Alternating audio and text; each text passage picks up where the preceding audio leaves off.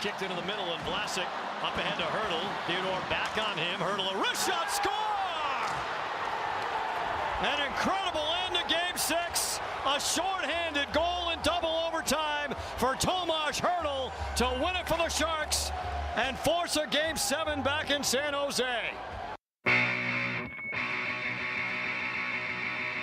All right, welcome back to the Vegas Take. Sharp and Shapiro. Not something you wanted to hear if you were a Vegas Golden Knights fan, right? You were hoping that the Knights would take care of business in Game 6 at home at the T-Mobile, but it just didn't happen that way. And, boy, you want to talk about out-shooting the San Jose Sharks? Nuts. Absolutely crazy. So the guy joining us on the line right now, obviously world-renowned poker player. He's a good friend to the show, and I think as good of a poker player as I always say this, just as good with his knowledge of hockey, Daniel Negreanu. Daniel, was that painful for you to hear that audio? Daniel, can you hear me? Have we lost Daniel Negreanu? Yeah. Oh, you're there. Okay. Sorry about that, Daniel. Yeah. Was that painful for you to hear that? Yeah, no, I was saying I still can't breathe from, from last night. That was pretty gut-wrenching to see, one team dominate for most of the way, especially the second half of the game, and, not being able to get a puck through and a really high-scoring chance. And then that, we get a power play in overtime. It looks good. And to have it go back the other way is just demoralizing. And Daniel, doesn't it add insult to injury that Hurdle after his comments after Game 5 where he was talking about how the Sharks are a better team and that he basically guarantees a Game 7. And then of all people, Daniel, of all the players on the Sharks, he ends up being the guy that ends up scoring that goal. Yeah, well, I would challenge his assertion that they're the better team. And I hate, obviously the final score is what matters to most people. But when you look at the underlying numbers, if they played this Game 6, if they played this 100 times, and, the same stat line was true for both teams, Vegas wins about 85% of the time. Yeah. Okay? Mm-hmm. It was very unlucky for them not to win. Like, if you look at their money puck based on expected goals, Vegas was like 4.69 to 2. So they won the battle in all the right areas. I will give San Jose credit in one thing. They really clamped down. They played pretty solid defensively. They kept hanging back. They didn't forecheck as much, which is a system that's really been not easy for Vegas to deal with. It's a system that Minnesota uses against us, and as you know, they have our number. Mm-hmm. So San Jose took a page out of their book. And then you had Martin Jones, who, everyone's talking about how great he was. And I want to say, he was positionally fine, but we kept putting pucks right in his chest. Do you remember any glaring, very amazing saves he made? Not really. He just was in the right place, and our tip pucks weren't getting through. And San Jose did a good job of keeping us to the perimeter. As much as we won the battle in terms of shots and expected goals, the high danger chances were 19-12 in our favor. That's so true, Danny. You bringing that up, and I use the term the quality of those shots. I would debate a lot of those shots were not quality shots. No question about that. But let's go back to the first period yesterday, and of course I want to move on to the game tomorrow and get your picks on that. But you go back to period 1. It seemed to me, and you tell me if you disagree or not, the Vegas Golden Knights had at least 3 or 4 chances where you had half the net wide open, and they just flat out missed. Yeah, I don't know that I saw it the same way. I thought the first 7-8 minutes was really intense, and I thought, both teams brought their A game. We just missed on connecting on a few, long stretch passes that could have allowed some 2-on-1s. But I think that's probably the biggest thing that stuck out is I don't remember a clear 2-on-1 break all game. Right. San Jose decided to really step up their game, and as much as they, didn't really put up a lot of offense, they didn't give us a lot. And frustrated us, I think, by playing this style that Vegas hasn't really had a lot of success against. So you got to take your hats off to them. But overall, Vegas plays that way in Game 6. You got to think that they're going to be okay for Game 7. Mm-hmm. And Daniel, no question, those of us who have been hockey fans and followed the sport for years, we all understand that when it comes to the playoffs, you'll have certain circumstances like last night where you have, a team that just completely dominates, right? And just, in every aspect of the game, yet it's sudden death overtime, and it just takes one opportunity. And not to play devil's advocate, but there was that opportunity also a little bit earlier in overtime. Remember when, you had Marc-Andre Fleury just out of the net, and you had, defensemen, with snow angels in the crease, and it was a real opportunity where the Sharks could have won it there. So we all understand. that once you get into overtime, a lot of stuff can get thrown out the window when it comes to dominance and whether or not one team is better than the other, right? Oh, no question. It's one of those feelings where you look at the game and you think, my God, you start to get nervous. You're like, well, listen, we're doing everything we can. Shouldn't we have won this game 4-1? And then you start to feel like, oh, my God, it's just going to take one goofy, stupid play coming back. And that's exactly what happened in overtime. And I got to say, I think Shea Theodore has done a great job offensively in terms of bringing the puck up the ice. But when he's back skating back, he just takes really bad lines. Like, he had the inside track on Hertl that didn't even have to give him a shot. Like, he could have actually caught up and put himself in between Hertl and the puck. In addition to that, he could have got a stick. He could have got that stick on the puck to not even let Hertl have the shot. I think he felt like, Fleury was more than capable of stopping it. It wasn't exactly a high danger chance. But what ended up happening was, if you look at the replay, when Hertl launched that puck, Fleury was expecting a certain trajectory, but it deflected off of Theodore's stick and changed the directions real quickly, because a lot of people were like, how the hell did he stop that? Yeah. Fleury was in good position for the most part. So kind of a nothing play, that shouldn't have resulted in a goal. And I think, a big part of that was positionally, I don't think Theodore attacked the right way. I agree. If you're just joining us, we're speaking with Daniel Negreanu. Now let's move on, Daniel, to Game 7, and I'm going to make a stupid poker analogy to this hockey game. Let's just say you're the chip leader in a bracelet event, and the guy who's second in chips is the biggest donkey in the world. You guys both have a huge chip stack.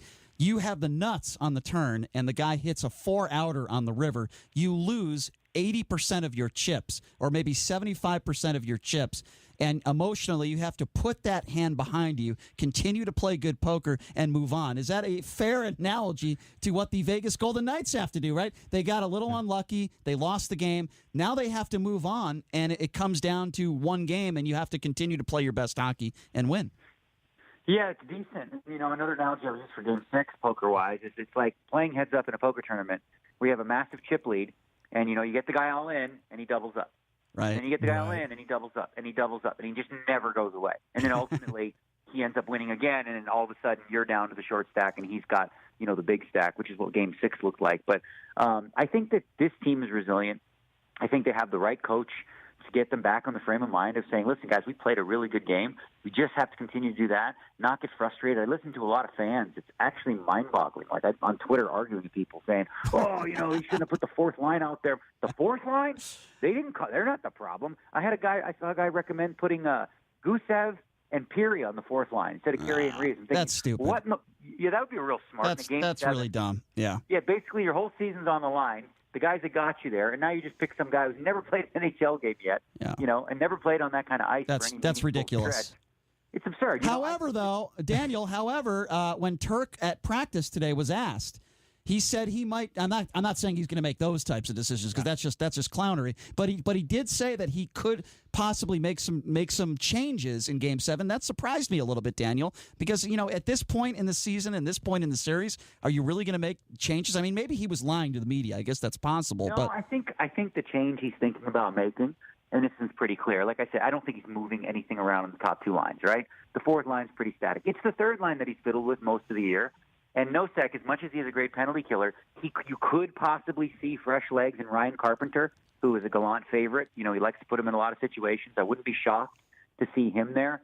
That does hurt us a little bit when it comes to penalty kill, because Nosek is one of our best, but Carpenter's very responsible, good two-way player, and also, like I said, fresh legs. And after a double overtime win, if you have some energy like that, it might be worth a small tweak like that. You're not messing with the top line. You're not messing with the second. You're not messing with, of course, and Tuck, or the fourth line. So really, there's only one spot at forward. On defense, you could argue that maybe inserting Holden instead of a Merrill or even a Miller on that third pairing. But listen, there's not much tweaking that's going to happen in a Game 7. Two things. I really thought that the Knights played an outstanding game yesterday. I did think that the passing wasn't as crisp, especially to set up shots. I thought that wasn't good at all. But Gallant in the post-game interview, he just seemed angry. He seemed like he thought they should have won that game, and the Sharks coach seemed very, very fortunate. It seemed like he was kind of relieved that they were able to get that win. Would you agree with that? Yeah, well, I think Gallant was angry at one thing. Because listen, this is a player's coach. He stands for his players. And one of the questions asked of him was, what did you think about Fleury tonight? That was stupid. That was an awful question. He just said, "Are you freaking serious? Are you really questioning Marc-Andre Fleury? He looked like he wanted to body check the guy into the stands. It's like kind of and it's tough. The reporters have to try to come up with unique, awesome questions and stuff. Sometimes they're just going to rub Gallant the wrong way. Right. And I know he doesn't love doing the press conferences. He's just a part of the job. But yeah, I think he was frustrated like everyone else was, but not anything more than what you'd expect, right? Of course he's frustrated. Yeah. We poured everything at him, and we just couldn't break through, and passes were just not there. And as you said, it was just like slightly off in certain spots. But, man, Stone played a great game. The team played a great game. Like, if you didn't know the final score and you just, you watched the game, you'd be like, well, this team's better. Yeah, Right? No question. 62 shots on goal, and you make one goal. That's very unlikely. It's not going to happen very often. But in going back to Gallant, I think he was about as angry as Phil Hellmuth losing all his chips as a 4-1 favorite. Yeah, go ahead, Chris. I've seen that in action, baby. I saw it at the Rio about 12 months ago with Phil getting fired up. Yeah. But we all know, Daniel, Game 7, a big word is pressure, right? And you look at these two teams and how they're going to approach it. I tweeted this out yesterday, and I think it's 100% apropos. What do you think about which team has the most and is garnering it? Because I have to contend that it's Vegas. Obviously, being up 3-1 and losing the last two games. Yes, you're going on the road for a Game 7, but the expectation is that Vegas was going to close this series out, either in Game 5 or in Game 6. It did not happen. So I wanted to get your perspective as to which team is facing the most when it comes to pressure. And before we ask for your pick, Daniel, I want to just give out the gambling spread for you degenerates out there like myself. It is a pick'em. It is a -110 both ways. The total is 5.5. Okay, Daniel, go ahead. Gee, -110 both ways. You guys go to the awful sports book. I saw 105 and 105. Don't go to the place that's charging 110, 110. Oh, that was William Hill. Yeah. I've seen 105 at Westgate myself. Yeah. So as far as the pressure, okay, clearly, it's a Game 7, so there's pressure on both sides. I do agree with your point that, when you're up 3-1, you give up a couple, and now all of a sudden it's 3-3. The pressure is on you finishing. And, it almost as though San Jose has new life. But having said that, listen, San Jose made a big acquisition in the offseason in Erik Karlsson to make a run, at the Cup. And this is their opportunity to do that. So, and listen, they got outplayed in Game 6. I think they'd be lying to anyone if they didn't, admit that to be true. So they know that they're going to have to find a way to, put more pressure on Fleury. There wasn't a lot of really good chances from them over 5 periods, if you will. So I think really the pressure is going to be on heavy, whoever the team is that gives up the first goal. Because what we've seen in the series is, scoring that first goal, especially early on, has been, a game changer. Martin Jones, perfect example. If you look at his save percentage, there's a stat where, when he's behind, his save percentage is something like 750. Okay? When he's ahead, his save percentage is like 950. So with that, he gets confident. He's been good the last 2 games, and that's not good for Vegas. So, getting to him early, I know that's a cliche, but I think, that's going to really set the tone and put the pressure back on San Jose. Daniel, this is kind of my theory on this, and you did mention Jones has put together a couple of good games, but I kind of look at, look, this is arguably the best game of his career. Okay, let's just call it what it is. When you look at a guy on the basketball court that scores 50 points in a game, usually the next game he has is not a very good shooting game. I look at the same thing in baseball. A guy will go 4 for 4, and then the following game he'll go 1 for 5 or something. Right. So I'm trying to make this analogy to hockey. I'm not saying it's the truth, and I'm not saying it's going to work, but we know that Jones cannot have a better performance, right? We know that. I just get the sense, and you tell me if you think I'm wrong here. I don't know. I just get the sense that Jones might let a couple light ones in there, and of course the Golden Knight fans hope that happens. You hope that. I hope that. But that's just my theory on this. When a guy has a magnificent game like that as a professional, usually the next game isn't even close. Okay, I might be having a minority opinion here, but I really think the Martin Jones glorification of his game is way overblown. Because if you actually look, most of these pucks just hit him right in the chest. Right. Positionally, he was very, very good. But can you think of 3 dynamic saves that he was forced to make? Glove saves or anything like that? No. He did a good job of rebound control and positioning, which was enough. But, I don't think he's a very good goalie. He's certainly not on Fleury's level. And, if we got to get him moving side to side, which isn't something that we didn't do all that well because he's weaker side to side. He's weaker on his glove hand. So some higher danger chances. We got to find a way to create some odd man rushes because, I really don't think I remember 2-on-1s or even I can't remember any that happen throughout the game. So we got to find a way to really, get that transition game going. We break up the ice where we get some 2-on-1s and get him moving laterally. And I think, once you break him, you get that first or second goal. Like you said, the floodgates could come because his confidence is shaky, right? And it's a testament to his numbers that, when he's down, he just kind of falls apart. But when he's on, he feels good about his game. So getting him side to side, getting pucks up ice fast, making connections on those stretch passes, we're going to have to do that to get through the defense that San Jose's been playing. And I understand, Daniel, the comparison that Brian was making to the NBA and to basketball, but there is an outline factor here also, of course. Both teams are coming off an overtime game, right? And obviously the Sharks won, but I don't think either team really has an advantage based on that, given, I guess you would think that maybe the San Jose Sharks are a little more hyped up because they're playing at home in a Game 7, but a huge outline factor, and Daniel, I want to get your thoughts on this, is the goaltenders and having that experience of been there in a Game 7. We all understand Marc-Andre Fleury is a guy who has been there and has been in Game 7s and won Game 7s. Martin Jones has not been there, so you have to look at that, right, as a significant advantage for the Vegas Golden Knights going into this matchup tomorrow night. Yeah, they actually did a poll of NHL players, and one of the questions was, who would you want in your net for Game 7 of a Stanley Cup Final? Mm-hmm. Fleury got a lot of votes. Martin Jones, not so many. Zero, yeah. Right? You wouldn't think so. Yeah. So Fleury, he's going to come back and he's going to bring his A game. Martin Jones is the X factor. The one thing that you mentioned about the fatigue, maybe not helping one team over the other, but theoretically, like if this happened in Game 1 or Game 2, that really helps Las Vegas because we're much deeper. We have guys sitting there waiting to play, like the Carpenters, as I said. You got Gusev, you got Zikov, you got Peary.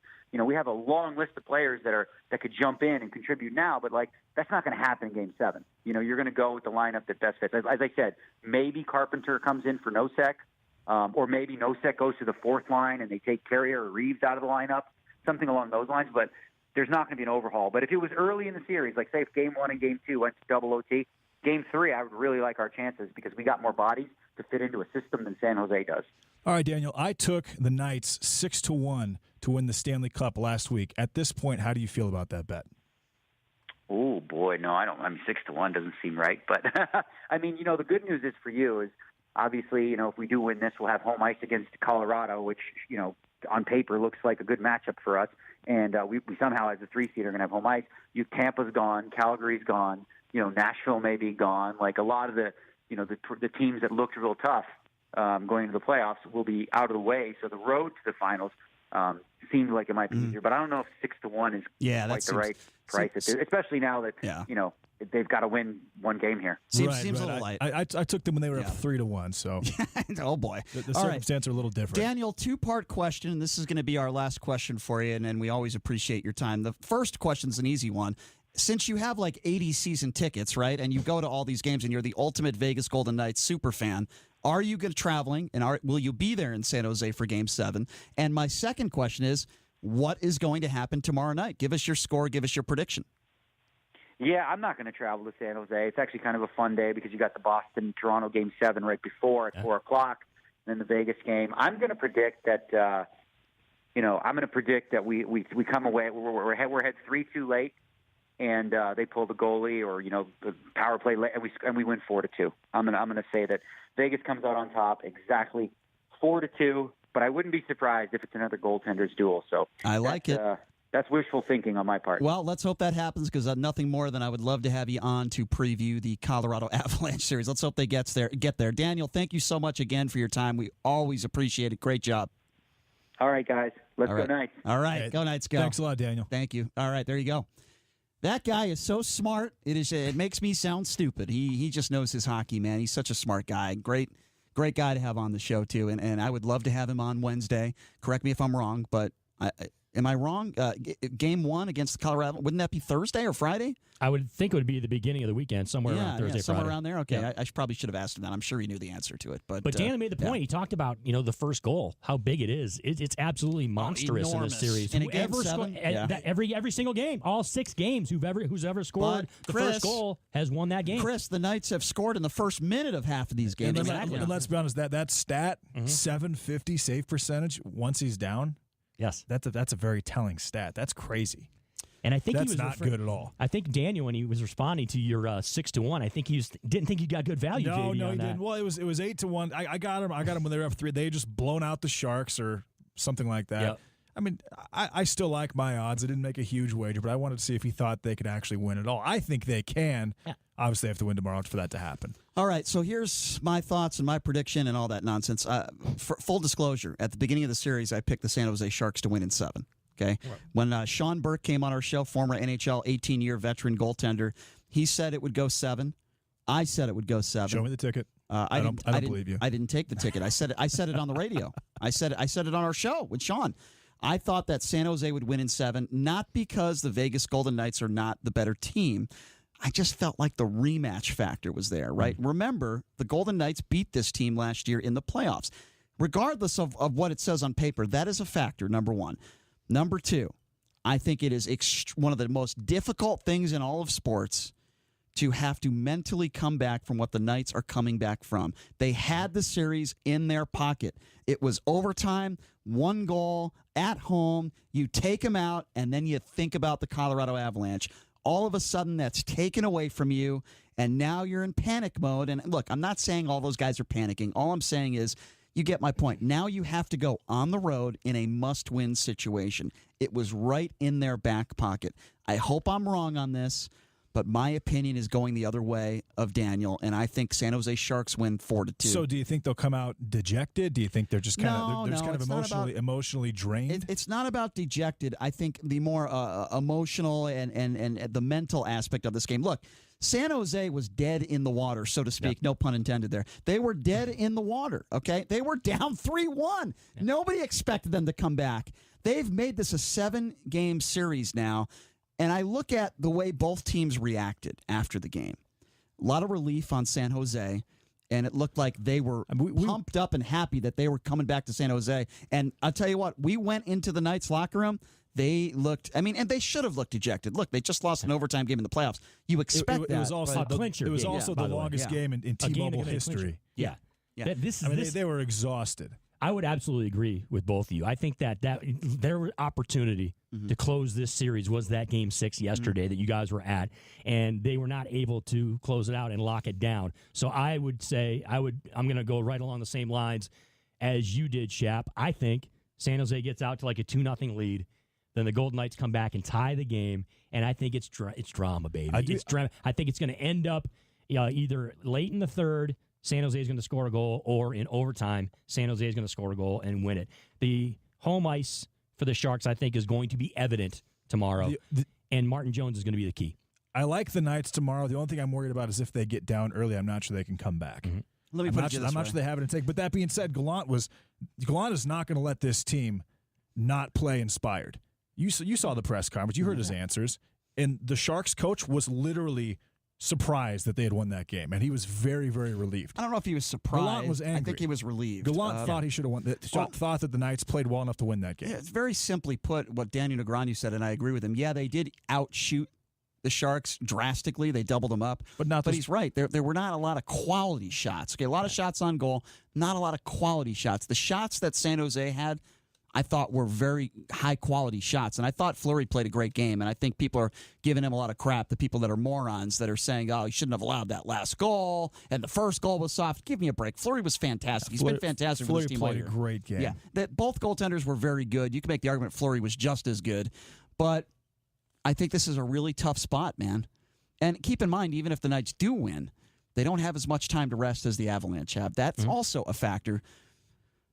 That's my prediction. Look, I don't know. What do you guys? That's my prediction. I just don't think you can overestimate the punch in the gut it was to lose that game yesterday, right guys? An opportunity, right, that to end it, to be over with, the series be over with.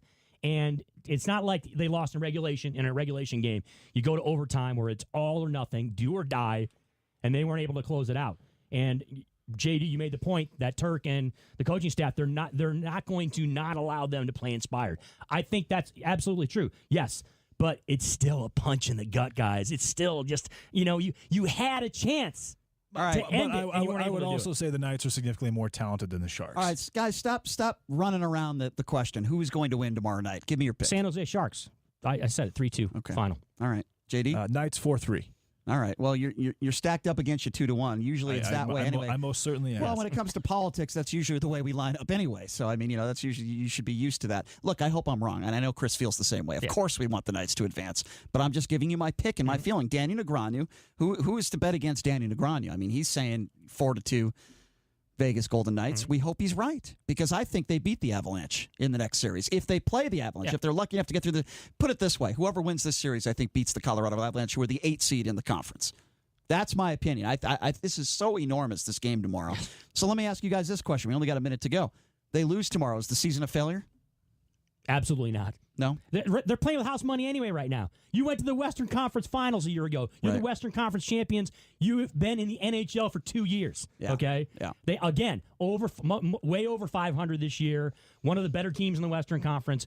By no means at all is it a failure as a season. I agree with that, JD. Not a failure. It depends on what the contracts look like for Pacioretty and Stone and Carlson and how long Fleury's going to play. Yeah, that's true. That's true. You have to think about that, but definitely the season is definitely not a failure. Yeah, no, I agree. It's certainly not a failure. Anytime you get the playoffs with the second year of an expansion franchise, it's definitely not a failure. C-Win, thank you as always for joining us, wearing your Red Wings shirt, by the way. I didn't even mention that. Looking pretty. The winged wheel, baby. Fun day. Tomorrow, Ron Futrell is going to be joining us again to talk a little Golden Knights hockey, Channel 8 sportscaster. And, we got a lot of things to get to tomorrow as well when it comes to Donald Trump and his administration. We haven't even talked about some of the things that transpired over the weekend. Check us out on Twitter, @TheVegasTake. If you missed anything, we post our audio up there. Thanks for joining us, everybody. The legend himself, Ken Thompson, coming up next on The Vegas Take. Thanks on the all-new 101.5 FM, 720 AM KDWN.